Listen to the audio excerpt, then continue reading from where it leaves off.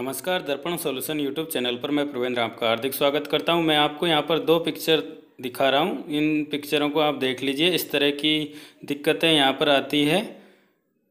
ये दिक्कत आपको दूर करनी है तो इस वीडियो को आप ज़रूर देखें। आपके लॉगिन करने में इस तरह की समस्याएं आ रही हैं तो इस वीडियो के माध्यम से आप अपनी ये समस्याएं दूर कर सकते हैं। एसएसओ लॉगिन पर जन आधार नोट मैप का और आरजीएचएस पर भी आपके आईडी नोट मैप का, और उसके बाद में एसआईपीएफ पर आप नोट रजिस्टर्ड या इस तरह की एरर आती है।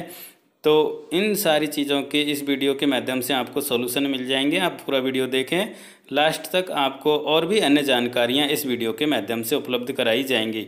सबसे पहले हमने एसएसओ लॉगिन कर लिया है। लॉगिन करने के बाद में हमको यहाँ कर्मचारी आईडी और उसके सामने एडिट बटन दिखाई दे रहा है, उस पर हम क्लिक करेंगे। अब हमारी यहाँ पर एसएसओ प्रोफाइल खुल चुकी है। एसएसओ प्रोफाइल खुलते ही आप सबसे पहले अपनी कर्मचारी आईडी देख लें। उसके सामने इस तरह का एडिट बटन है तो आप उस पर एडिट करके अपनी सूचनाएं भरकर एडिट कर दें। मैं यहाँ पर जन आधार एडिट कर रहा हूँ, यानी कि जन आधार की सूचनाएं अपडेट कर रहा हूँ, क्योंकि मेरे यहाँ पर एडिट का बटन कर्मचारी आईडी के सामने दिखाई नहीं दे रहा है। तो मैं यहाँ पर जन आधार की आईडी अपडेट कर रहा हूँ। मैंने जन आधार आईडी भर दी है और उसको मैं फेच मेंबर पर क्लिक करके जो मेंबर, यानी कि जिस मेंबर की मैंने आईडी खोल रखी है उसके नाम को सेलेक्ट करूँगा, सेंड ओटीपी करूँगा और जो ओटीपी हमारे मोबाइल पर आएगा उस ओटीपी को हम यहाँ पर सबमिट करेंगे। यानी कि अगर आपकी कर्मचारी आईडी के सामने एडिट बटन है तो पहले आप कर्मचारी आईडी को एडिट करें और उसमें अपनी जन्म तारीख से पासवर्ड लगाकर उसको रजिस्टर करें। अगर वहाँ पर आपको कोई एडिट का बटन नहीं दिखाई दे रहा है तो आप अदर जो डॉक्यूमेंट है वो अपलोड कर दें। जैसे मैं यहाँ पर जन आधार का नंबर अपडेट कर रहा हूँ। मैंने जन आधार आईडी डाली थी, उसके बाद में मेंबर फेच किया। मेंबर फेच करने के बाद में ओटीपी सेंड किया, वो ओटीपी आया और मैं यहाँ पर अपना ओटीपी सबमिट करूँगा। तो इस तरह से ये हमारी जो समस्याएं आ रही हैं, एक तो जन आधार नोट मैप बता रहा है वो भी यहाँ से क्लियर हो जाएगा। एक एसआईपीएफ पर लॉगिन की दिक्कत जो आ रही थी वो भी यहाँ से क्लियर हो जाएगी। वैलिडेट और सिंक्रोनाइज पर मैंने क्लिक किया। वैलिडेट एंड सिंक्रोनाइज पर क्लिक करेंगे तो हमारा डाटा सिंक्रोनाइज हो जाएगा। इस तरह से हम इसको अपडेट कर सकते हैं। मैंने जन आधार आईडी यहाँ पर सबमिट कर दी है और कर्मचारी आईडी के सामने एडिट बटन नहीं होने के कारण मैं यहाँ पर एडिट नहीं कर रहा हूँ। लेकिन जो समस्याएं हमारी एसआईपीएफ से रिलेटेड दिखाएगा कि आपके एसएसओ पर एसआईपीएफ मैप नहीं है, तो वो यहाँ से किसी भी चीज़ को अपडेट करने के बाद में इस प्रोफाइल को हम अपडेट कर देंगे और अपडेट करने के बाद में हमारी वो परेशानी दूर हो जाएगी। तो मैंने यहाँ पर कर्मचारी आईडी पर कोई ऑप्शन नहीं है, इसलिए मैं यहाँ पर इसको कुछ नहीं कर रहा हूँ। और अब मैं नीचे मेरी प्रोफाइल को अपडेट करूँगा। लेकिन यहाँ पर एक नोट डला हुआ है कि आप अगर अपनी प्रोफाइल, यानी सरकारी कर्मचारी अपनी प्रोफाइल अपडेट करेगा तो उसका ओटीपी उसके आधार से लिंक नंबर पर जाएगा। तो यहाँ पर ओटीपी सबमिट करने से पहले अपना आधार वाला नंबर अपने पास रखें। जितनी बार भी आप अपना एसएसओ प्रोफाइल अपलोड करोगे, जितनी भी बार प्रोफाइल अपडेट होगी उतनी बार हमारा आधार पर ओटीपी जाएगा और आधार के ओटीपी से आपको वेरीफाई किया जाएगा। इस तरह से ये प्रोसेस होगी। यहाँ पर आधार ओटीपी का ऑप्शन आ गया है। यहाँ पर मैं चेक बॉक्स में चेक करूँगा और मैं घोषणा करता हूँ कि ये मैंने घोषणा कर दी। इसके बाद मैं ओटीपी भेजे पर मैं क्लिक करूँगा। इस तरह से ये ओटीपी जाता है आधार कार्ड के लिए और इस ओटीपी के भेजने के बाद में हमारे मोबाइल पर आधार नाम से ओटीपी आएगा। उस ओटीपी को हमें यहाँ पर भरना है। इस तरह से हम कर्मचारी की प्रोफाइल अपडेट कर सकते हैं। जो सामान्य सिटीजन की प्रोफाइल होती है उसमें कोई आधार ओटीपी जनरेट नहीं होता है, लेकिन यहाँ सिटीजन की बात नहीं कर रहे हैं, हम यहाँ सरकारी कर्मचारी की बात कर रहे हैं। तो यहाँ पर ओटीपी जनरेट होता है जो भी आधार कार्ड के नंबर पर जाएगा। जो आधार कार्ड हमारा अटैच है उसमें जो मोबाइल नंबर अटैच है उस पर ये ओटीपी जाएगा और ओटीपी यहाँ पर हम सबमिट करेंगे। उसके बाद ही हमारी प्रोफाइल सबमिट होगी। इसके बाद में हमारे मोबाइल पर भी एक मैसेज शो होगा कि आपने एसएसओ की प्रोफाइल सक्सेसफुली अपडेट कर दी है। मैं यहाँ पर मान्य करें पर क्लिक कर रहा हूँ।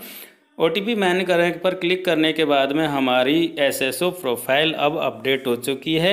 इसमें एसआईपीएफ और जन आधार रिलेटेड जो सिटीजन पर हम काम कर रहे थे वहाँ पर जो दिक्कतें आ रही थी कि आपका जन आधार मैप नहीं है, तो हमने जन आधार को भी मैप कर दिया है और हमारी जो एसआईपीएफ की आईडी है वो भी अब अपडेट हो जाएगी अगर आपके इस तरह की दिक्कतें आ रही थी। तो अब हम यहाँ पर आपको बताएंगे आगे हम चल रहे हैं G2C ऐप पर, यानी ऊपर वाला ऐप जो है वो तो है G2G यानी गवर्नमेंट टू गवर्नमेंट, और उसके नीचे वाला है G2C यानी गवर्नमेंट टू सिटीजन।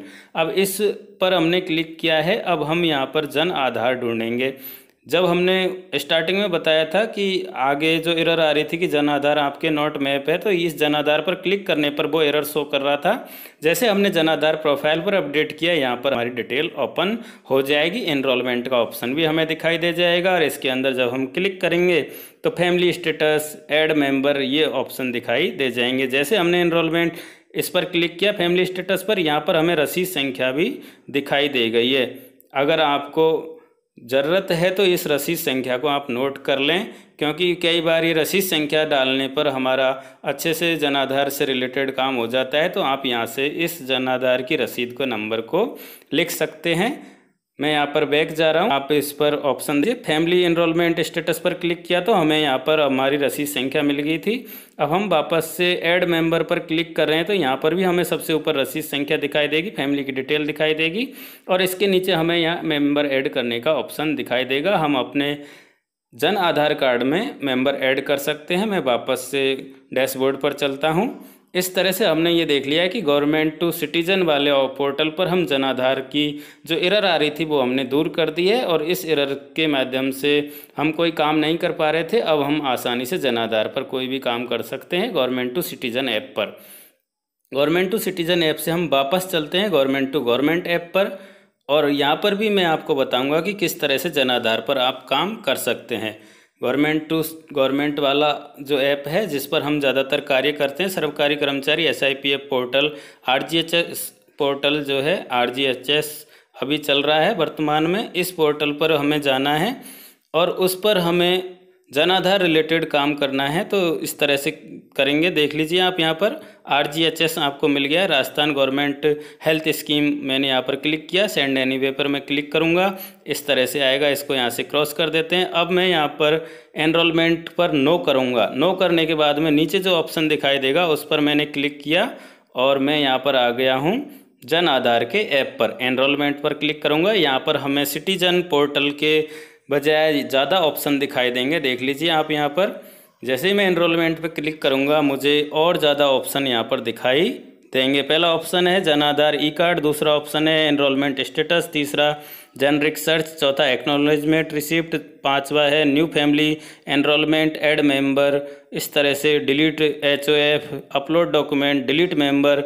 ये सारे ऑप्शन वर्किंग हुए और आप इन पर आसानी से कार्य कर सकते हैं। बहुत बहुत धन्यवाद।